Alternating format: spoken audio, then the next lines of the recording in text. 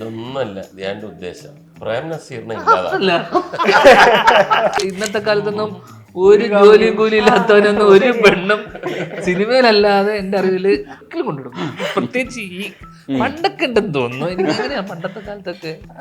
പ്രേമിച്ചതിന് ശേഷം ജോലി പോകും, കളയാനും വയ്യ, പ്രേമിച്ചും പോയി, അങ്ങനെ കുറച്ച് കേസുകൾ അല്ലാതെ കാമുകി തരുന്ന കാശും കൊണ്ടാണ് നമ്മുടെ വട്ടച്ചെലവൊക്കെ നടന്നു പോകുന്നത്. ഡോമിനേറ്റ് ചെയ്തോട്ടെ. അത് ഞങ്ങൾ ജീവിതത്തിൽ ശീലിച്ചിട്ടുള്ളത് കൊണ്ട് സിനിമയിൽ എളുപ്പമായിരുന്നു. 11 മണി മുതൽ ക്യൂ നിന്നിട്ട് ഗോഡ് ഫാദറിന്റെ ടിക്കറ്റും മേടിച്ചിട്ട് അകത്ത് ഹൗസ് ഫുൾ ആയിട്ടിരിക്കുക. ഗോഡ് ഫാദർ കൈ 500 അനന്തമ്പിള്ള കൈ, ഓരോന്നിനും കയ്യടി, ഓരോ തമാശക്കും കയ്യടി. അത്രയും അപ്രിസിയേഷൻ അന്നില്ലായിരുന്നു. ഇത് വേണമെങ്കിൽ ഞാൻ ഇപ്പൊ എഴുതി വെച്ച് തരാം. കുറെ ആൾക്കാർ വന്ന് എൻ്റെ അടുത്ത്, ആക്ച്വലി ഈ സ്ഥലം എവിടെയാണ്, നമുക്ക് ഒന്ന് പോയാൽ വല്ല ഗുണമുണ്ടോ ചോദിക്കും. കാര്യം അത് ഒരു സംസ്ഥാനക്കാരും ചോദിക്കത്തില്ല, ഒള്ളി മലയാളീസ്. ഇതിപ്പോ ധീരജ കണ്ടായിരുന്നോ? ഇല്ല, കണ്ടില്ല. നമ്മുടെ സിനിമ എടുക്കുന്ന ആൾക്കാർ കാണാനില്ല, കാണേണ്ട കാര്യം. ചേട്ടൻ ഏതോ 1-2 എണ്ണത്തിൽ ഫസ്റ്റ് ഷോട്ട് എടുത്തപ്പോഴത്തേക്ക് വിജയിച്ച്.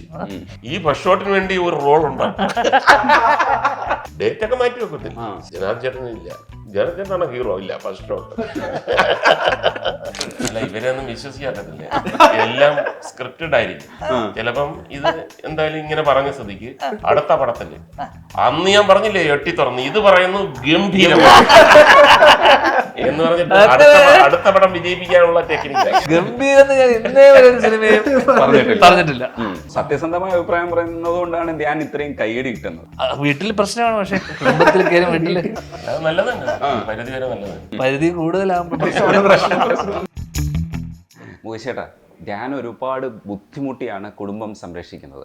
ആഴ്ചയ്ക്ക് ഓരോ പടം ചെയ്തിട്ട് ഓടി നടന്ന് പണിയെടുത്തിട്ട് കുടുംബത്തിന്റെ പ്രാരാബ്ധം മാറ്റാൻ വേണ്ടി നടക്കുക. നിങ്ങൾ ആഴ്ചക്കാഴ്ച ഇന്റർവ്യൂ എടുക്കുന്നില്ലേ? ഞാൻ ആഴ്ചക്കാഴ്ച ഇന്റർവ്യൂ തരുന്നില്ലേ? ഞങ്ങളുടെ മഹാഭാഗ്യമാണ്. ഇന്റർവ്യൂ സൂപ്പർ സ്റ്റാർ ആണ് ധ്യാൻ, പൊളിക്കും.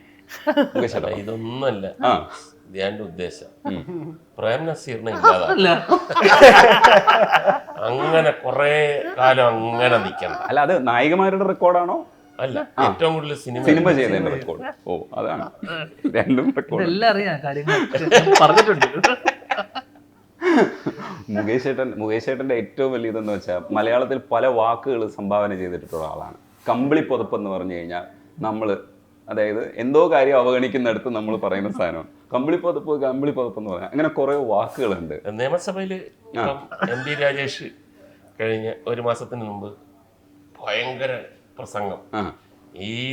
ഈ പ്രതിപക്ഷത്തിന് കേട്ടില്ല എന്ന് പറയാനല്ലാതെ വേറെ എന്തറിയതാ, കമ്പിളിപ്പതപ്പ് അവിടെ ഇരിപ്പുണ്ട് നായകൻ നിയമസഭയിൽ പറഞ്ഞു.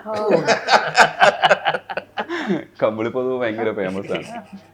ഈ മുകേഷ് ചേട്ടൻ്റെ സിനിമകളിലെ ക്യാരക്ടേഴ്സിൽ ഏറ്റവും എനിക്ക് ഇഷ്ടപ്പെട്ടത് രാമഭദ്രനാണ്, നമ്മുടെ ഗോഡ് ഫാദറിൽ. ഇപ്പം അത് ശരിക്കും പറഞ്ഞാൽ മലയാള സിനിമയിൽ എനിക്ക് ഏറ്റവും ഇഷ്ടപ്പെട്ട 2 സിനിമ പറയാൻ പറഞ്ഞാൽ, ഒന്ന് ഗോഡ് ഫാദർ, ഒന്ന് മേലെപ്പറമ്പിൽ അൺവീടുമാണ്. ഞാൻ എങ്ങനെയൊക്കെ എത്തിയത് അത് എന്താണെന്ന് ചോദിച്ചാൽ അറിഞ്ഞൂടാ. അതിൽ രാമഭദ്രൻ്റെ ഒരു മാനറിസംസ് ഉണ്ട്. മുകേഷ് ചേട്ടൻ്റെ ക്യാരക്ടറിന് ഭയങ്കരമായിട്ട് ഇത് ചെയ്ത നമ്മൾ നോട്ടീസ് ചെയ്യുന്ന ഒരു സാധനമാണ്. ആ പൂക്കാലം വന്ന് പൂക്കാലത്തിലൊക്കെ ഇങ്ങനെ തള്ളിയിട്ടിട്ട് ഒരു സാധനം കാണിക്കൂലേ, അത് ഭയങ്കര രസമുള്ളൊരു പരിപാടിയാണ്. ഗോഡ് ഫാദറൊക്കെ ആ ചെയ്യുന്ന സമയത്തുള്ളൊരു സാധനമൊക്കെ ഇല്ലേ, ഇവരുമായിട്ടൊക്കെ കോമ്പോ. ഇപ്പോൾ എനിക്ക് തോന്നുന്നു ധ്യാനുമായിട്ട് അടികപ്പിയരെ കൂട്ടമണിയിലുണ്ടായിരുന്നു, ഇപ്പോൾ അയ്യർ അറബിയിലുണ്ടായിരുന്നു. ഈ ധ്യാനുമായിട്ട് അഭിനയിക്കുമ്പോഴൊക്കെ ഈ നമ്മൾ കോമഡി ചെയ്തിരുന്ന കുറേ സാധനങ്ങളൊക്കെ റീകളക്ട് ചെയ്യാൻ പറ്റില്ലേ? എങ്ങനെയാണത്? അല്ല, ഒരു ആക്ടറെ സംബന്ധിച്ചിടത്തോളം ഏറ്റവും കൂടുതൽ ശ്രദ്ധിക്കേണ്ടത് റെപ്പറ്റീഷൻ വരാൻ പാടില്ല. ഇപ്പൊ ഞാൻ എൻ്റെ ലൈഫ് ഇത് എടുത്തു കഴിഞ്ഞാൽ എത്രയോ പടത്തിൽ അന്നത്തെ കാലത്ത് തൊഴിലില്ലാത്ത ചെറുപ്പക്കാരൻ നമ്മൾ അറിയുന്നില്ല. പക്ഷെ എനിക്ക് നല്ല വ്യക്തമായ ബോധ്യമുണ്ട്, കഴിഞ്ഞ പ്രാവശ്യത്തെ തൊഴിലില്ലാത്ത ചെറുപ്പക്കാരനെ പോലെ ആകരുത്. എന്താണ് നമുക്ക് അതിനകത്തൊരു വ്യത്യാസം? അതിനകത്താണ് നമ്മുടെ അഭിനയത്തിലല്ല, നമ്മുടെ ബ്രില്യൻസ് മുഴുക്കെ ഒരു തരത്തിൽ പോലും പിടി കൊടുക്കരുത്. കാര്യം വേറെ അത് വകുപ്പില്ല. ഇതിപ്പം ജീവിതമാർഗമാക്കി കഴിഞ്ഞു. ഇത് എനിക്ക് വേണ്ട, നല്ലത് വരട്ടെ എന്ന് പറഞ്ഞു കഴിഞ്ഞാൽ വന്നില്ലെങ്കിലോ. അപ്പൊ പിന്നെ അങ്ങനെ ആൾക്കാർക്ക് മനസ്സിലായി തുടങ്ങി, ഇതും തൊഴിലില്ലാത്ത ചെറുപ്പക്കാരൻ തന്നെ എന്ന് പറഞ്ഞപ്പോൾ നമ്മള് ടോട്ടലായിട്ട് തൊഴിലില്ലാത്ത ചെറുപ്പക്കാരൻ്റെ കഥ ഞങ്ങൾ കേൾക്കുന്നില്ല. അപ്പോഴാണ് ഹരികർണകർ വരുന്നത്. ഗ്രൂപ്പ് 4 പേര്. കുറെ നാൾ കഴിഞ്ഞപ്പോഴത്തേക്ക് ഇത് ആൾക്കാർ ശ്രദ്ധിച്ചു തുടങ്ങി. ഇതിനകത്ത് എന്തെന്ന്, എല്ലാത്തിനകത്തും ജഗദീഷ്, സിദ്ദിഖ്, അശോകൻ ഇല്ലെങ്കിൽ സൈനുദ്ദീൻ, അയ്യോ എന്ന് പറഞ്ഞപ്പോ ഇനി 4 പേര് ഉള്ള കഥ ഇരിക്കുന്നില്ല. ഒന്നേ വന്നവര് 4 പേരില്ല കേട്ടോ, ഞങ്ങൾക്ക് മനസ്സിലായി അത് ബോറടിക്കുന്നു. പിന്നെ എന്താ കഥ? 3 പേര്. അങ്ങനെ പള്ളി പോയി പറഞ്ഞാ ഒരാളെ വെട്ടി കുറച്ചിട്ട് കൊണ്ടുവന്നിരിക്കുന്നത്. അപ്പൊ അങ്ങനെയുള്ള ഒരു ബ്രില്യൻസ് എന്തായാലും വേണം.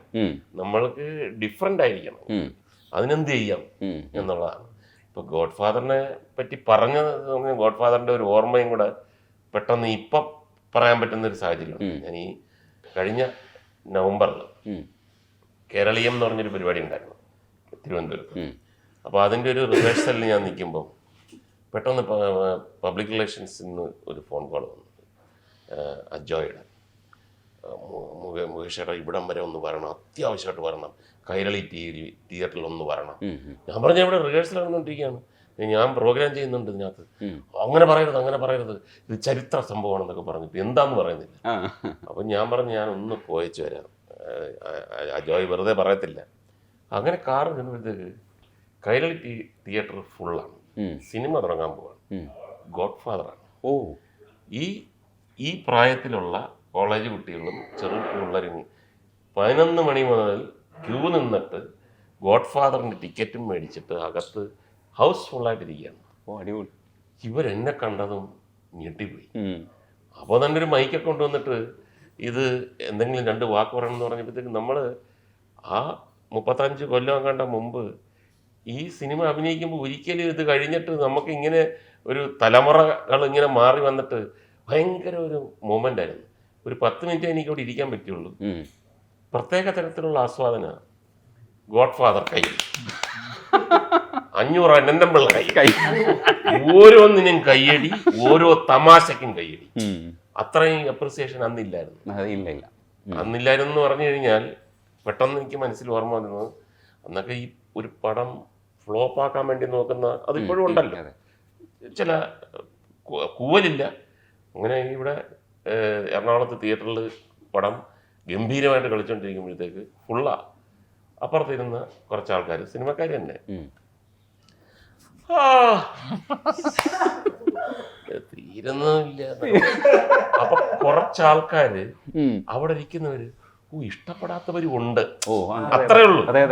ആ ഒരു ചെറുതായിട്ടെങ്കിലും നമ്മളാൽ കഴിയുന്ന അണ്ണാരക്കണ്ണൻ. അപ്പൊ നമ്മുടെ അടുത്തിരിക്കുന്നവരൊക്കെ ബോറടിക്കുന്നുണ്ടായിരുന്നു കേട്ടോ. അവരൊക്കെ ഇങ്ങനെ ഉറങ്ങുന്നുണ്ടായിരുന്നു, പോകുന്നില്ല, വാച്ച് നോക്കുന്നുണ്ടായിരുന്നു. പക്ഷേ ഗോഡ് ഫാദറിന്റെ സക്സസിൽ ഒരെണ്ണമാണത്. ആ ആൾക്കാര് പുറത്തില്ല, എല്ലാരും കൂടെ ഇവരെ വെളിയിലാക്കി. ഇഷ്ടമില്ലെങ്കിൽ നിങ്ങൾ ഇറങ്ങിപ്പോണം, ഞങ്ങൾ കൂടെ എന്ന് പറഞ്ഞു. അതൊരു ഭയങ്കര അപ്രിസിയേഷനാണ് ആ കാലത്ത്. അപ്പൊ അത് ഈ 2 സന്ദർഭങ്ങളും ഗോഡ് ഫാദറിൽ നമുക്കൊരു വലിയ ഒരുപാടെണ്ണം ഉണ്ടെങ്കിലും ഇപ്പൊ ഓർക്കുന്നു. ഒരു കാര്യം കൂടെ ഉള്ളത്, മുകേഷ് ചേട്ടന് കഥ പറയാം, മുകേഷ് കഥകൾ എന്ന് പറഞ്ഞ പുസ്തകം വരെ ഉണ്ട്. എന്ന് വെച്ചാൽ മുകേഷ് ചേട്ടൻ്റെ കഥകൾ അത്രയും ഫേമസ് ആണ്. അതിപ്പോൾ ഒരു വേദിയിൽ ഇപ്പോൾ വന്നപ്പോൾ ലൈവായി, ഇപ്പോൾ ഈ പ്രൊമോഷൻ തന്നെ ലൈവായി. ഇപ്പോൾ ധ്യാൻ ഇന്റർവ്യൂ സൂപ്പർ സ്റ്റാർ ആയിട്ട് അടുത്തിരിക്കുമ്പോഴും കഥ പറഞ്ഞ് മുകേഷ് ചേട്ടൻ പെട്ടെന്ന് നമ്മളേക്ക് എടുക്കുന്നില്ല. ഇതൊരു തരത്തിലുള്ള സിനിമയിൽ സൗഹൃദങ്ങൾ ഉണ്ടാവുകയും സിനിമയിൽ അങ്ങനെ ഒരു സ്പേസ് കിട്ടുകയും ചെയ്തില്ല, നമുക്കൊരു അംഗീകാരം കിട്ടിയില്ല.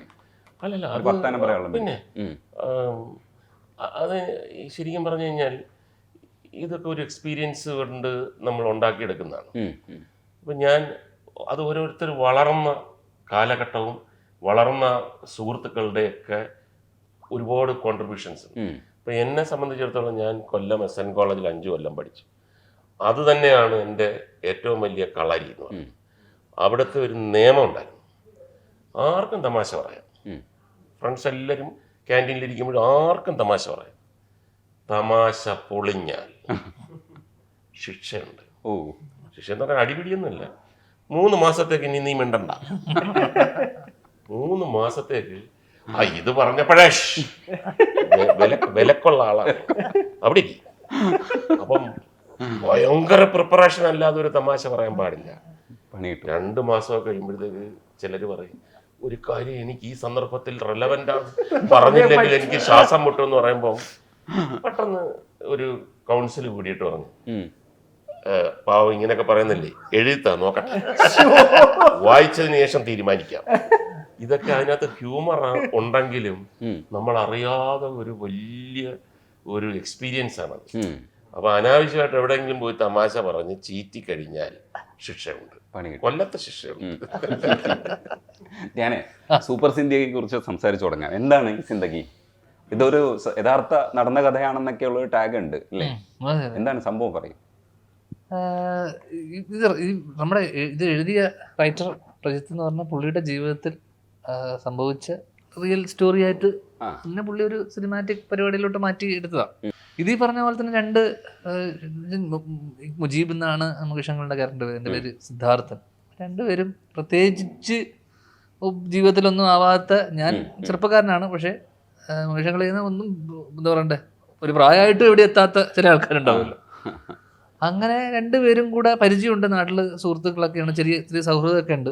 അങ്ങനെ ഒരു പ്രത്യേക സാഹചര്യത്തിൽ വീണ്ടും കുറെ കാലത്തിന് ശേഷം കണ്ടുമുട്ടുകയും ഒരു ഇതുപോലെ നമ്മൾ നേരത്തെ പറഞ്ഞ ഇരുതല പാമ്പ്, വെള്ളി മൂങ്ങ ഇതുപോലെയൊക്കെ കേട്ട് കഴിഞ്ഞാൽ അതിന്റെ പുറകെ പോകുന്ന കുറേ എല്ലാവരും എനിക്കൊന്നും ഒരു കാലം ഇതിനെപ്പറ്റി വാർത്തകളും പേപ്പറിലും ഒക്കെ നമ്മൾ കുറെ കേട്ടിട്ടുണ്ട്. ശരിക്കും ഇതിന് വിലയുണ്ടോന്നോ അല്ലെങ്കിൽ ഇതിനെന്താണെന്നോ ഒന്നും അറിയില്ല. പക്ഷെ ഒന്നും അറിയാതെ ഇതിന്റെ പുറകെ പോകുന്ന കുറെ ചെറുപ്പക്കാരുണ്ട് ഒരു കാലത്ത്. അതുപോലെ ഒരു സംഭവം പക്ഷെ ഞാൻ ആ സംഭവം എന്ന് പറയണില്ല. പക്ഷെ അങ്ങനെ ഒരു സാധനം കേട്ടിട്ട് പെട്ടെന്ന് പൈസ ഉണ്ടാക്കാം, അല്ലെങ്കിൽ പെട്ടെന്ന് കാശുണ്ടാക്കി ജീവിതത്തിലെ പ്രശ്നങ്ങളൊക്കെ മാറ്റിയെടുക്കാം ഉള്ള രീതിയിൽ രണ്ടാൾക്കാർ. അതിൻ്റെ ഏറ്റവും രസം എന്ന് വെച്ച് കഴിഞ്ഞാൽ രണ്ട് ഏജ് ഗ്രൂപ്പിലുള്ള ആൾക്കാരാകുമ്പോൾ കുറച്ച് കഴിയുമ്പോൾ ആ ബഹുമാനമൊക്കെ പോവും. ആദ്യമുള്ള ഇക്കെ വിളിക്കും കുറച്ച് കഴിഞ്ഞാൽ അതൊക്കെ കുറച്ച് ഒരു പ്രശ്നത്തിലായിട്ട് എത്തുന്ന സമയത്ത് പിന്നെ അങ്ങോട്ടും ഇങ്ങോട്ടും എന്താ പറയണ്ടേ, ഒരു അവസ്ഥയിലെത്തുമ്പോൾ ഈ ബഹുമാനം പരിപാടിയൊക്കെ പോകും. അങ്ങനെ ഒരു വേറൊരു നാട്ടിൽ പോയി പെട്ടുപോകുന്നതും ഇതിൻ്റെ പുറകെ നടന്ന് ഇതിനെന്ന് വെച്ച് കഴിഞ്ഞാൽ ഈ പെട്ടെന്ന് പൈസ ഉണ്ടാക്കാൻ പറ്റുന്ന പരിപാടിയല്ല എന്നുള്ളതും, പിന്നെ അവിടെ പെട്ടിട്ട് അവിടെ നിന്ന് നിക്കക്കള്ളിയില്ലാതെ അല്ലെങ്കിൽ രക്ഷപ്പെട്ട് വരുന്ന ശരിക്കും നടന്നൊരു സംഭവം തന്നെയാണ് ഫുൾ. അപ്പൊ അത് തന്നെയാണ് അവർ ടാഗ് ലൈൻ ആക്കി നടന്ന കഥ എന്ന് പറയുന്നത്. അതേ സ്പോട്ടിൽ തന്നെയാണ് നമ്മൾ പോയി ഷൂട്ട് ചെയ്തത്. അപ്പം പിന്നെ സ്ക്രിപ്റ്റ് റൈറ്ററിനും ഒക്കെ നിർബന്ധം ഉണ്ടായിരുന്നു. അപ്പം ഞാനും ഒരുപാട് നിരുത്സാഹപ്പെടുത്താൻ നോക്കി. കാര്യം എന്ന് പറഞ്ഞാൽ ഈ മംഗലാപുരത്തുനിന്ന് മൈസൂരിലോട്ട് പോകുന്ന വഴി, മൈസൂരിൽ നിന്ന് ബാംഗ്ലൂരിലോട്ട് പോകുന്ന വഴി, അപ്പം അവര് തറപ്പിച്ച് പറയുന്നത് അവിടെ വന്നാലേ ആ ഫീല് കിട്ടാത്തുള്ളൂ. കാര്യം അവിടെ വെച്ചിട്ടാണ് ഈ പ്രജിത്തിന് ആ ഒരു അനുഭവം ഉണ്ടായത്. അപ്പം നമ്മൾ മനസ്സോടാണ് ഞാൻ പോയത്. കാര്യം ഇവിടുന്ന് യാത്രയ്ക്ക് തന്നെ 2 ദിവസം, പിന്നെ ഇങ്ങോട്ട് 2 ദിവസം, 4 ദിവസം ആർക്കും ഇല്ലാതായി. അതൊക്കെ ഞാൻ പറഞ്ഞ് മനസ്സിലാക്കി. പക്ഷെ അവിടെ ചെന്നപ്പോഴാണ് അറിയുന്നത് ഈ കഥ അവിടെ തന്നെ ഷൂട്ട് ചെയ്യണം. അവിടെ ചെന്നാൽ മാത്രമേ നമുക്ക് ആ കഥാപാത്രവും ആയിട്ടൊക്കെ കയറാൻ പറ്റത്തുള്ളൂ. കാര്യം ഒരു ഭീകരത കണ്ടു അവിടുത്തെ ആ സീനറിക്കും കാറ്റിനും അവിടുത്തെ നിശബ്ദതയ്ക്കും എല്ലാം. ഇവിടെയാണല്ലോ ഇങ്ങനെ സംഭവിച്ചത് എന്ന് പറയുന്ന ഈ മലയാളിയുടെ ശരിക്കുള്ള സ്വഭാവത്തിന് തെറ്റാണെന്നുള്ള ഒരു ബോധവൽക്കരണത്തോടൊപ്പം തന്നെ ഇത് സിനിമ കഴിഞ്ഞാലും ഇത് തിരുത്താൻ പോകുന്നില്ല മലയാളി. ഇത് വേണമെങ്കിൽ ഞാൻ ഇപ്പൊ എഴുതി വെച്ച് തരാം. കുറെ ആൾക്കാർ വന്ന് എൻ്റെ അടുത്ത്, ആക്ച്വലി ഈ സ്ഥലം എവിടെയാണ്, നമുക്ക് ഒന്ന് പോയാൽ വല്ല ഗുണമുണ്ടോ ചോദിക്കും. കാര്യം അത് വേറൊരു സംസ്ഥാനക്കാരും ചോദിക്കത്തില്ല, ഒള്ളി മലയാളീസ്. ഒത്താവത്ത് പോയാ പോട്ടടേ നമുക്ക്. പക്ഷേ ഈ സിനിമക്കാർക്കിടയിൽ ഇങ്ങനെ കുറെ ഉണ്ട്. ഇപ്പൊ ആദ്യത്തെ ഷോട്ട് ഇന്ന ആളിനെ വെച്ച് അഭിനയിപ്പിച്ചാല് ആ സിനിമ വിജയിക്കുള്ളൂ എന്നൊക്കെ പറയുന്ന അന്ധവിശ്വാസം പോലുള്ള കുറെ സാധനം. കാരണം ഇത് വ്യവസായത്തിന്റെ ഭാഗമായിട്ട് ഇത് വരുന്നതാണ്. അങ്ങനെയുള്ള കുറെ അനുഭവം ഉണ്ടാവുമല്ലോ ശരിക്കും മുകേഷ്? തീർച്ചയായിട്ടും. നമ്മള് ഈ ജനാർദ്ദൻ ചേട്ടൻ അങ്ങനെ ഒരു ലക്കുണ്ട്. ജനാർദ്ദൻ ചേട്ടൻ ഏതോ 1-2 എണ്ണത്തിൽ ഫസ്റ്റ് ഷോട്ട് എടുത്തപ്പോഴത്തേക്ക് വിജയിച്ച്. പിന്നെ ഞങ്ങള് കളിയാക്കും, ഈ ഫസ്റ്റ് ഷോട്ടിന് വേണ്ടി ഒരു റോൾ ഉണ്ടാകും. പുള്ളി ചുമ്മാ നിന്ന് കൊടുത്താൽ മതി, ചുമ്മാ കേട്ടിട്ട് ഫസ്റ്റ് ഷോട്ട്. അപ്പൊ അത് സെറ്റ് കുറെ സമയം വെയിറ്റ് ചെയ്തിട്ടുണ്ട്. ഡേറ്റ് ഒക്കെ മാറ്റി വെക്കത്തില്ല. ജനാർദ്ദൻ ചേട്ടനില്ല, ജനാർദ്ദൻ ചേട്ടനാണ് ഹീറോ, ഇല്ല ഫസ്റ്റ് ഷോട്ട്. അപ്പൊ അത് സിനിമയുടെ ഒരു പ്രത്യേക തരത്തിലുള്ള. ഇപ്പൊ ഈ ഗോഡ് ഫാദറില് ഫസ്റ്റ് ഡേ എനിക്ക് ഷൂട്ടിംഗ് ഇല്ല. അപ്പം സിദ്ദിഖ് ലാലെല്ലാം പറഞ്ഞു പൂജയ്ക്ക് വരണം, കുറച്ച് താമസിച്ച് വന്നാൽ മതി, 11 മണിക്കാണ് പൂജ. അങ്ങനെ ഞാനും എല്ലാം കൂടെ വളരെ കൂളായിട്ടൊക്കെ വന്നു. പെട്ടെന്ന് അവിടെ വന്ന് നിന്നപ്പോഴത്തേക്ക് അസിസ്റ്റന്റ് ഡയറക്ടർ ഓടി എന്നിട്ട് പറഞ്ഞു മേക്കപ്പ് ചെയ്യാൻ പറഞ്ഞു. ഞാൻ പറഞ്ഞ് എനിക്കില്ലടാ, നിനക്ക് എന്തോ നീ പറയുന്നത്, നിനക്ക് വാങ്ങുന്ന ഡയറക്ടർമാരെ ഇന്നലെ പറഞ്ഞല്ലേ. അല്ല ഉണ്ട് എൻ്റെ അടുത്ത് ഇപ്പോൾ പറഞ്ഞു. ഞാൻ പറഞ്ഞു എന്താ ഈ പറയുന്നത്. അങ്ങനെ ഞാൻ അവരുടെ അടുത്ത് ചെന്ന് ചോദിച്ചു എനിക്ക് ഷൂട്ടിംഗ് ഉണ്ടോ. അന്നേ സിദ്ദിഖ് പറഞ്ഞു ഇതോ ഇരിക്കുന്നു ചോദിച്ചങ്ങോട്ട്. നോക്കുമ്പോഴത്തേക്ക് ഇന്നസെന്റ് ഇരിക്കുക. അപ്പോൾ ഇന്നസെന്റ് ഏട്ടൻ്റെ സീനാണ് ഫസ്റ്റ് എടുക്കേണ്ടത്. അപ്പം ഞാൻ പറഞ്ഞു ഇന്നസെന്റ് ഏട്ടൻ എന്ത് പറ്റി. നീ എന്നെ ഒന്ന് സഹായിക്കണം, ഞാൻ ഒരു പ്രത്യേക ഒരു മാനസികാവസ്ഥയിലാണ്. ഞാൻ ചോദിച്ചു എന്താണ്. അത് ഇവരുടെ മൂന്നാമത്തെ സിനിമയാണ്, Ramji Rao speaking, super hit. Harihar Nagar അതിനകത്ത് ഞാനില്ല, അതും സൂപ്പർ ഹിറ്റ്. ഈ മൂന്നാമത്തെ പടം ഇനി എന്നെ വെച്ചെങ്ങാണ് എടുത്ത് പൊളിഞ്ഞു കഴിഞ്ഞാൽ ഇവര് പറയും ഞാൻ കാരണം, അതുകൊണ്ട് നീ ഒന്ന് അഭിനയിക്കും. അപ്പൊ മറ്റവർ രണ്ടുപേരും വെയിറ്റ് ചെയ്യാണ്, നീ ഞാൻ ഇന്നുവെന്ന് പറയുമെന്ന്. പറയും എനിക്കൊരു പ്രശ്നമില്ല. അങ്ങനെയാണ് ആ ഹോസ്റ്റലിൽ അച്ഛൻ്റെ ഫോൺ വരുന്നത്. അത് മാത്രമേ പെട്ടെന്ന് എടുക്കാൻ പറ്റത്തുള്ളൂ. പുള്ളിയുടെ ഫോൺ വന്നിട്ട് ഞാൻ ബട്ടൺസ് ഇട്ടിട്ട് സെറ്റ് വലിച്ചോണ്ട് വരുന്ന ഒരു ഭാഗം. അപ്പൊ അങ്ങനെ ഒരു ആൾക്കാർക്കും നല്ല ഭയമുണ്ട് ഫസ്റ്റ് ഷോട്ടിനെ പറ്റി. അടിപൊളി. പാർവതി, ഇതിനകത്ത് എന്താണ് ക്യാരക്ടർ പറയൂ. പിന്നെ ഈ കഥകളുടെ ഒരു അവസ്ഥയും കൂടെ പറയും. നിങ്ങളുടെ ഷൂട്ടിലും ഇത് തന്നെ ആയിരിക്കുമല്ലോ അവസ്ഥ, ധ്യാനും മുകേഷ് ചേട്ടനും ഒക്കെ ചേർന്നിട്ട്. ഇതിനകത്ത് ഇവരുടെ ഒരു ഓപ്പോസിറ്റ് ക്യാരക്ടറാണ്. ഇവരെന്ന് വെച്ചാൽ ഷോർട്ട് കട്ട് നോക്കി ലൈക്ക് കാശ് വേഗം ഉണ്ടാക്കാൻ, ടിപ്പിക്കൽ മലയാളി നേച്ചർ. ഇവർ പറഞ്ഞ പോലെ എൻ്റെ ഒരു ക്യാരക്ടർ കുറച്ച് ഹാർഡ് വർക്കിംഗ്, പക്ഷെ സപ്പോർട്ട് ചെയ്യും, കാമുകനെ സപ്പോർട്ട് ചെയ്യുന്നു, പക്ഷെ കുറച്ച് സ്ട്രിക്റ്റ് ആയിരിക്കും, കുറച്ച് ഡോമിനേറ്റ് ചെയ്ത് അങ്ങനെ ഒരു ഡോമിനേറ്റ് ചെയ്യുന്ന ഒരു കാമുകിയാണ്. യെസ്. ഞാൻ എങ്ങനെ അഡ്ജസ്റ്റ് ചെയ്തു? നമ്മുടെ പുരുഷൻ എന്ന് പറയുന്ന സാധനമൊക്കെ ഉണർന്നില്ലേ ക്യാരക്ടർ ആയിരിക്കുമ്പോഴും? ഇല്ല, അല്ലല്ല, ഇതിനകത്ത് ഒരു പരിധി വരെ ഈ കാമുകി തരുന്ന കാശും കൊണ്ടാണ് നമ്മുടെ വട്ടച്ചെലവൊക്കെ നടന്നു പോകുന്നത്.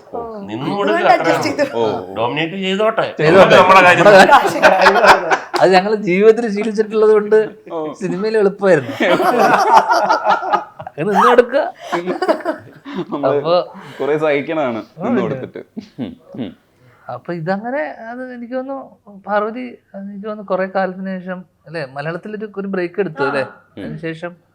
അപ്പൊ എനിക്ക് തോന്നുന്നു ഇത് എന്ന് പറയണ്ടേ, നമ്മുടെ ആ ഏരിയ ഭയങ്കര പ്രണയം, ഓൾറെഡി ഹാഫ് വേ പ്രണയത്തിലാണ് ഞങ്ങള്, ഇഷ്ടത്തിലാണ്. അപ്പം എന്താ പറയണ്ടേ, ഈ അവസ്ഥയിൽ പെട്ടിരിക്കുന്ന നായകനെ ഏതെങ്കിലും രീതിയിൽ ഇപ്പൊ ജോലിയിൽ നിന്നൊക്കെ പിരിച്ചുവിടേണ്ട അവസ്ഥയൊക്കെ ഉണ്ട്. അങ്ങനെ നാട്ടിൽ നിൽക്കുന്ന സമയത്ത് ഈ പ്രശ്നത്തിൽ പെട്ടിരിക്കുമ്പോഴും നാട്ടിൽ നിന്ന് ഇതിന്റെ പ്രശ്നത്തിന് വിളി വന്നുകൊണ്ടിരിക്കുക. അതൊരു സൈഡിൽ ഭീകര പ്രശ്നം നടന്നുകൊണ്ടിരിക്കുന്നുണ്ട്. ഞങ്ങൾക്കിടയിലുള്ള ഇത് ഒരു ഫോൺ എടുക്കാതാവുകയും അല്ലെങ്കിൽ ഈ പ്രശ്നം വഷളാകുന്നൊക്കെ ഉണ്ട് ഞങ്ങൾക്കിടയിൽ. അപ്പം അതിനേക്കാളും വലിയ അവസ്ഥയാണ് ഈ സ്ഥലത്ത് വിട്ടുപോയിട്ട് എങ്ങനെയെങ്കിലും അവിടെ നിന്ന് ഊരിപ്പോരാണെന്നൊക്കെ പറഞ്ഞ് നിൽക്കുന്ന അവസ്ഥയിലാണ് ഈ നാട്ടിൽ നിന്നുള്ള വിളിയും. അപ്പോൾ അമ്മ ആ രീതിയിൽ അവസാനം വരെ കൂടെ നിന്ന കാമുകയാണ്. അല്ലെങ്കിൽ പാതി വഴിക്ക് സത്യം പറഞ്ഞ ഇന്നത്തെ കാലത്തൊന്നും ഒരു ജോലിയും കൂലി ഇല്ലാത്തവനൊന്നും ഒരു പെണ്ണും സിനിമയിലല്ലാതെ എൻ്റെ അറിവില് കൊണ്ടുനടക്കും, ഒരിക്കലും കൊണ്ടുനടക്കും. പ്രത്യേകിച്ച് ഈ പണ്ടൊക്കെ ഉണ്ടെന്ന് തോന്നുന്നു എനിക്ക്. എങ്ങനെയാ പണ്ടത്തെ കാലത്തൊക്കെ അല്ല, ആദ്യം പ്രേമിച്ചതിന് ശേഷം ജോലി പോകും, കളയാനും വയ്യ, പ്രേമിച്ചും പോയി, അങ്ങനെ കുറച്ച് കേസുകൾ. അല്ലാതെ തുടക്കമില്ലാതെ ജോലിയൊന്നും ഇല്ലാതെ വലിയ പാടാ കൊണ്ട് നടക്കാൻ അക്കോമഡേറ്റ് ചെയ്യില്ല. കലേഷ്, ശരിക്കും സെൽവ കഴിഞ്ഞിട്ട് പിന്നെ നമ്മുടെ ഇന്ദ്രധനുഷ് എന്ന് പറയുന്ന ക്യാരക്ടർ കിട്ടി. അപ്പോൾ ചേട്ടൻ ഭയങ്കര രസമായിട്ട് നിങ്ങൾക്ക് 2 ക്യാരക്ടർ തന്നിട്ടുണ്ട്. അപ്പോൾ വിനീത് ശ്രീനിവാസനോട് അതിന് നന്ദി പറയണം. അത് കഴിഞ്ഞിട്ട് എനിക്ക് നീരജയിൽ വേറൊരു രസമുള്ള, നമ്മൾ ഒരിക്കലും ഒരു ഫാൻറ്റസി ക്യാരക്ടർ പോലെ തോന്നും. അങ്ങനെ ഒരു പുരുഷന് ബിഹേവ് ചെയ്യാൻ പറ്റില്ല എന്നുള്ളതും, അല്ലെങ്കിൽ അങ്ങനെ ഒരു ക്യാരക്ടർ മെനഞ്ഞെടുക്കാൻ പാടാണ്, ഒരു ഫാൻറ്റസി പോലെ തോന്നും. പക്ഷെ നീരജയുടെ ആ ക്യാരക്ടറിനെ കാണുമ്പോൾ എനിക്ക് സെൽവയോടുള്ളൊരു തോന്നിയ ഒരു സാധനമുണ്ട്. സെൽവ ഭയങ്കര ലീഡിങ് ആയിട്ടും നമ്മളെ ഇൻസ്പയർ ചെയ്യുന്ന, ഒറിജിനലിയും ഈ മനുഷ്യൻ അങ്ങനെയാണ് കേട്ടോ കലേഷ്, ഭയങ്കര ഇൻസ്പയറിംഗ് ആണ്. അതും കൂടെ അതിനിടെ പറയണമല്ലോ. അപ്പോൾ നീരജയിൽ ആ ക്യാരക്ടർ കാണുന്ന സമയത്ത് ഭയങ്കര ഇഷ്ടം കൂടിയായിരുന്നു. ആ നീരജയുടെ ക്യാരക്ടറിനെ കുറിച്ച് കൂടെ പറയും. ആക്ച്വലി രജനി ചേട്ടൻ ഇപ്പം നീരജയിലെ ക്യാരക്ടറിനെ കുറിച്ച് ചോദിച്ചത് തന്നെ ഭയങ്കര സന്തോഷമുണ്ട്. കാരണം അധികം ആളുകൾ അതിനെക്കുറിച്ച് സംസാരിച്ചിട്ടില്ല. അത് ഒരു OTT-യിൽ വന്നതിന് ശേഷമാണ് ആളുകൾ കൂടുതലായിട്ട് കണ്ടത്. അപ്പോൾ അതിൽ അനുമോഹൻ എന്ന് പറഞ്ഞ ക്യാരക്ടറായിരുന്നു. അപ്പോൾ അതിൽ എന്ന് വെച്ച് കഴിഞ്ഞാൽ ഇപ്പം നേരത്തെ പറഞ്ഞ പോലെ അതിലൊരു ചെറിയൊരു ഫാൻറ്റസി എലമെന്റ് ഉണ്ട്. അത് ഒരു പുരുഷനും ഒരു സ്ത്രീയും ഒരു ഡേറ്റിംഗ് വെബ്സൈറ്റിൽ കാണുമ്പോൾ അങ്ങനെ പരിചയപ്പെടുമ്പോൾ അവർക്ക് തന്നെ അറിയാം അവരെന്തിനാണ് അവര് മീറ്റ് ചെയ്യുന്നതെന്ന് തന്നെ, അല്ലേ? അത് എന്തിലേക്കാണ് പോകുന്നതെന്നും അവർക്കറിയാം. പക്ഷെ എന്നിട്ട് പോലും ഒരു പുരുഷൻ അത് വേണ്ടാന്ന് വെച്ചിട്ട് ഇറങ്ങിപ്പോകുന്ന അങ്ങനത്തെ ഒരു പുരുഷനെ നമുക്ക് പരിചയം, നമ്മൾ പോലും അങ്ങനത്തെ ഒരാളായിരിക്കില്ല. പക്ഷെ ധ്യാൻ എങ്ങനെയാണെന്ന് തോന്നുന്നു, ഭയങ്കര ഹീറോ ആണ് അല്ലേ? ഇത് ഇപ്പൊ ധീരജ കണ്ടായിരുന്നോ? ഇല്ല, കണ്ടില്ല. ഞാൻ സിനിമകൾ പോലും ധ്യാൻ മറുപടി പറയണം, ഇതിന് മറുപടി പറയണം. നമ്മുടെ സിനിമ എടുക്കുന്ന ആൾക്കാരെ കാണാൻ സമയമില്ലാത്തോണ്ടാ കാണാത്ത, ഓടി നടന്ന പടങ്ങള് ട്രോളാണ്. സമയമില്ല, സത്യല്ലേ? സത്യമാണ്. കഷ്ടമാണ് ധ്യാന്റെ ജീവിതമൊക്കെ. പക്ഷെ എനിക്ക് ആ ക്യാരക്ടർ, അനുമോഹൻ എന്ന് പറഞ്ഞ ക്യാരക്ടർ, രാജേഷ് രാമൻ എന്ന അതിന്റെ ഡയറക്ടർ, രാജേഷ് ഏട്ടനാണ് എന്നെ ഫോണിലൂടെയാണ് അത് പറയുന്നത്. അപ്പൊ ഞാൻ രാജേഷ് ഏട്ടനോട് ചോദിച്ചു, അതായത് അതിനകത്തൊരു ഡയലോഗ് ഉണ്ട് ഈ അനുമോഹൻ പറയുന്നത്, ഉപയോഗിക്കപ്പെടുന്നു എന്ന തോന്നല് സ്ത്രീകൾക്ക് മാത്രമുള്ളതല്ല എന്ന് പറയുന്നത്. അപ്പൊ ഞാൻ പറഞ്ഞു, ഇത് ഇങ്ങനെ ഒരു ഡയലോഗ് ഒരു പുരുഷൻ സ്ത്രീയോട് പറയുമ്പോൾ അത് ആളുകൾ എങ്ങനെ അത് എടുക്കും? അത് പൊളിറ്റിക്കൽ കറക്റ്റ്നെസ്, ഭയങ്കര ഒരു ഇൻട്രസ്റ്റിംഗ് ആയിട്ടുള്ള ഒരു ഡയലോഗാണ്. പക്ഷെ അത് രാജേഷ് പറഞ്ഞല്ല, നമുക്ക് അത് ആ രീതിയിൽ ആ കോണ്ടെക്സ്റ്റിൽ പറയുമ്പോൾ അത് ഓക്കെയാണ്. സത്യത്തില് സ്ത്രീകൾ പോലും കൈയടിച്ച ഒരു രംഗമായി മാറി അത്. അപ്പൊ അത് ആ രാജേഷ് ഏട്ടൻ എന്ന് പറയുന്ന ആ റൈറ്റർ ഡയറക്ടറിന്റെ ഒരു കോൺഫിഡൻസ് ആയിട്ട് തന്നെ ഞാൻ ഈ ഡയലോഗ് ഞാൻ ജീവിതത്തിൽ പറഞ്ഞിട്ടുണ്ട് പല യുവമാരെ കൊണ്ട് തോറ്റു.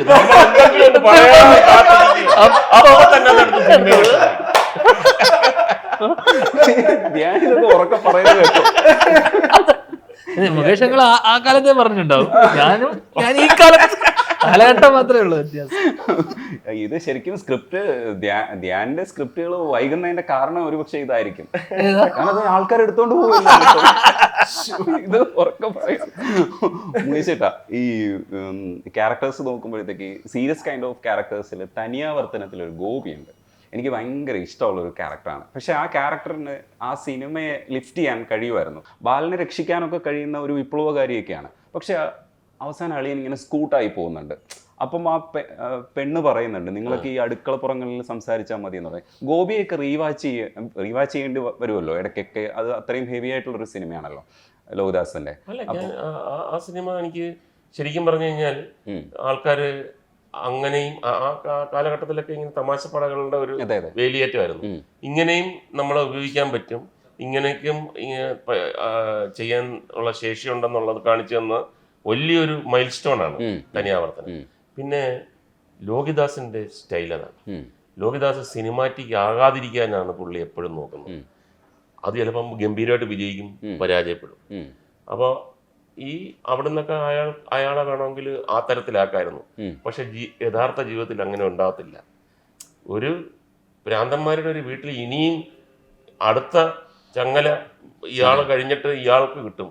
അതുകൊണ്ട് ഇയാൾ നിൽക്കുന്നതിനകത്ത് ഒരു ലോജിക്കും ഇല്ല. പക്ഷെ സിനിമ പരമായിട്ട് നമ്മൾ നിൽക്കണം.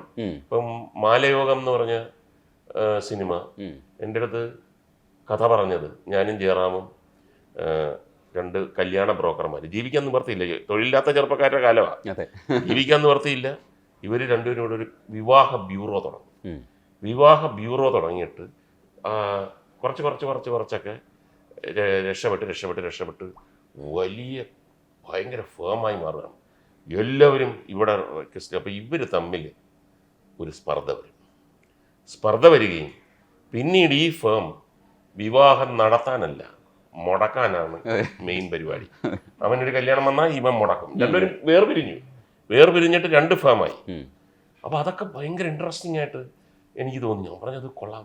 എന്നിട്ട് ജയറാമിന്റെ കഥാപാത്രം എന്നെ കുരുക്കി വേറൊരു സ്ഥലത്ത് നിന്ന് ആ നാട്ടുകാർ ഇറങ്ങി എന്നെ അവിടെ കെട്ടിയിട്ടിട്ട് കല്യാണം കഴിപ്പിക്കും. ഇവന്റെ റിവഞ്ച്. അങ്ങനെ ഇവൻ തിരിച്ച്, അങ്ങനെ ലാസ്റ്റിൽ നമ്മൾ അറിഞ്ഞിട്ട് ഒന്നിക്കുന്നതൊക്കെയാണ്. ഞാൻ പറഞ്ഞു ഇത് ഡെഫിനറ്റ് ആണെന്ന് പറഞ്ഞു. അവിടെ ചെന്ന് സിബി മലയിലും ലോഹിദാസുമാണ്. പടം തുടങ്ങിയപ്പോൾ ഇതൊന്നും ഇല്ല, രണ്ടുപേരും തൊഴിലില്ലാത്ത ചെറുപ്പക്കാരൊക്കെ തന്നെ. ഞാൻ സിബിയുടെ പറഞ്ഞു, സിബി ആ മറ്റേ സംഭവങ്ങളൊക്കെ ഇരിക്കുന്നു കസേരയില്, അത് ചെന്ന് ചോദിക്കും. ഞാൻ ലോകിയുടെ ചോദിച്ചപ്പോൾ പറഞ്ഞു അതൊന്നും നടക്കത്തില്ല ലൈഫിൽ. എവിടെ നടക്കാനാ, പിന്നെ കല്യാണം അതൊന്നും നടക്കത്തില്ല. നമ്മളൊക്കെ നമ്മുടെ മിഡിൽ ക്ലാസ് എന്ന് പറഞ്ഞാൽ എപ്പോഴും സങ്കടവും ദുഃഖവും പ്രതീക്ഷകളും എന്ന് പറഞ്ഞിട്ട് അങ്ങനത്തെ ഒരു പടമായത്. അപ്പൊ അങ്ങനെ സിനിമാറ്റിക് ആകണം എന്ന് വിചാരിച്ചൊന്നും നടക്കത്തില്ല. അത് ലോഹിദാസിന്റെ അടുത്ത് പ്രത്യേകിച്ച് നടക്കത്തില്ല. ഒരു കാര്യം കൂടെ മുകേഷേട്ടനോട് ചോദിച്ചേ, അതായത് നായർ സാബ്, ദിനരാത്രങ്ങൾ, അങ്ങനെ കുറേ മമ്മൂക്ക ഇല്ലെങ്കിൽ EDM അത്തരത്തിലുള്ള കുറേ പടങ്ങളിൽ മുകേഷേട്ടനൊക്കെ ഭാഗമായിട്ടുണ്ട്. പക്ഷേ എനിക്ക് അതിനേക്കാളും ഒരു എടുത്ത് സംസാരിക്കാൻ ഇപ്പോൾ റീവാച്ച് ചെയ്യുന്ന ടൈമാണ്, ഇപ്പം നമ്മൾ റിലീസ് നടത്തുന്ന ടൈമാണ്. മൂക്കില രാജ്യത്ത് എന്ന് പറയുന്ന പടം വേറൊരു ജോണർ കോമഡിയാണ്. അത് നമ്മൾ ഒരു ഫിലോസഫിക്കലി കൂടെ നോക്കിക്കാണാം. അതിനകത്ത് വട്ടില്ലാത്ത ആരും ഇല്ല എന്ന് പറയുമ്പോൾ തന്നെ അറിയാം നമ്മളെല്ലാവരും ആണ് അതിനകത്തുള്ളത് ഒരു ഫിലോസഫിക്കലായിട്ടുള്ള. മൂക്കില രാജ്യത്ത് നമ്മൾ റീവാച്ച് ചെയ്യുമ്പോൾ ഇല്ലെങ്കിൽ ഈ അടുത്ത കാലത്ത് എപ്പോഴെങ്കിലും കണ്ടിട്ടുണ്ടോ, അല്ലെങ്കിൽ മൂക്കില രാജ്യത്തിനെ കുറിച്ചും കൂടെ ഒരു അഭിപ്രായം പറഞ്ഞു? ഇല്ല, മൂക്കില രാജ്യത്ത് ശരിക്കും പറഞ്ഞാൽ നമ്മൾ അഭിനയിക്കുമ്പോഴത്തേക്ക് താഹയാണ് എൻ്റെ ഡയറക്ടർ, ഇത്രയും നല്ലൊരു സിനിമയാവുമെന്ന് വിചാരിച്ചിരുന്നു. ഒരു റിസ്കി ഫിലിമാ. അപ്പൊ ഇവര് അങ്ങനെ പൊട്ടിച്ചിരിക്കുന്ന ഒരു രംഗം ഇല്ല അതിനകത്ത്, എല്ലാം ചെറിയ ചെറിയ ചെറിയ. അപ്പൊ ഒരു സിനിമ എന്നുള്ള രീതിയിൽ അങ്ങ് തീരുമെന്ന് വിചാരിച്ചു. പക്ഷേ ടോട്ടൽ പടം കണ്ടപ്പോഴത്തേക്കാണ് വ്യക്തമായ കഥാപാത്രമുണ്ട്, ഓരോരുത്തരും ക്യാരക്ടറുണ്ട്. ഈ 4 പേർക്കും വ്യക്തമായ ക്യാരക്ടറുണ്ട്. പിന്നെ ബാക്ക് സ്റ്റോറീസ് ഉണ്ട്. ബാക്ക് സ്റ്റോറീസ് ഉണ്ട്. പിന്നെ സിനിമയുടെ വേറൊരു കാര്യമുണ്ട്, അത് ഇത്രയും കൊല്ലം കഴിയുമ്പം പറയാം. തിലകേട്ടൻ്റെ ഒരു സീനുണ്ട്. ഈ തിലകേട്ടൻ്റെ ഒരു ചേട്ടൻ്റെ വീട്ടിലേക്ക്. അപ്പോൾ ആ വീട്ടിൽ ചെല്ലുമ്പോഴത്തേക്ക് തിലകേട്ടനെ ഒഴിവാക്കി ഭ്രാന്തനാണ് കൊച്ചിനെയൊക്കെ മാറ്റുന്ന അങ്ങനെ ഒരു സെന്റിമെന്റൽ രംഗമുണ്ട്. വളരെ മനോഹരമായിട്ട് തിലകേട്ടൻ അഭിനയിച്ചു, എല്ലാം ശരിയാണ്. അത് ഞാൻ അഭിനയിക്കേണ്ട രംഗമാണ്. ഞാനന്ന് ഡബിങ്ങിന് പോയി. അപ്പം ഇവർക്ക് അന്ന് ഷൂട്ട് ചെയ്തേ പറ്റത്തുള്ളൂ. തിരിച്ചു വന്നപ്പം ആ സീൻ ആര് ചെയ്താലും ഓക്കെ. ഓരോ അരിമണിയിലും 4 പേരിൽ ആര് ചെയ്താലും ഒരു സെന്റിമെന്റൽ രംഗവുമായി. തിലകേട്ടൻ അത് ഗംഭീരമാക്കുകയും ചെയ്തു. പക്ഷെ ഒരു ആക്ടർ എന്ന നിലയിൽ എനിക്ക് ഇപ്പോഴും ആ സിനിമ കാണുമ്പോൾ